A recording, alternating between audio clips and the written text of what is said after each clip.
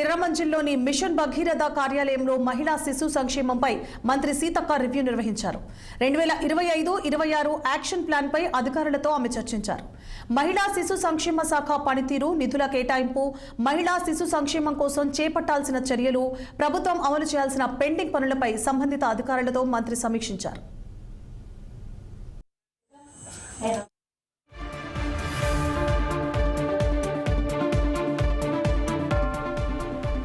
రివ్యూకు రాష్ట్ర బాలల హక్కుల పరిరక్షణ commission chairperson Sita Dayakar Reddy, commission సభ్యులు హాజరయ్యారు.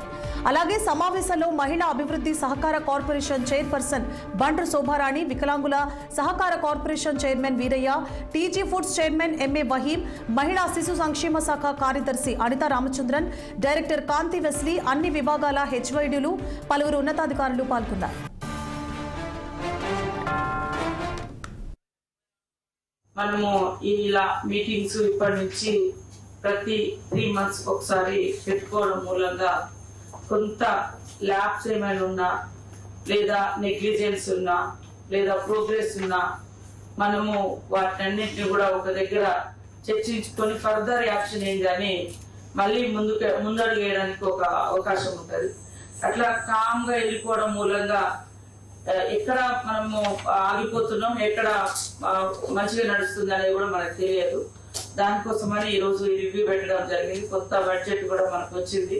సో పాత బడ్జెట్ లో కూడా మనం ఏమేమి ఖర్చు చేసినాం, ఏం ప్రోగ్రెస్ సాధించినాం, ఇంకా ఏమేమి పెండింగ్ ఉంది, దాన్ని ఇంకా ఎట్లా వాడుకోవాలనేది దానికోసం పెట్టడం జరిగింది.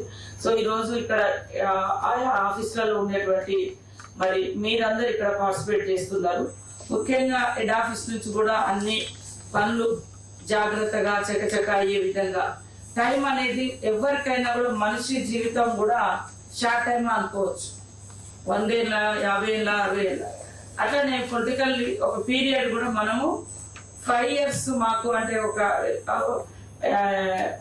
రిప్రజెంటేటివ్ గా పనిచేసినప్పటికీ మనకు బడ్జెట్ కు కేవలం 1 year, ఎవ్రీ ఇయర్ బడ్జెట్ మనం బేరీస్ వేసుకొని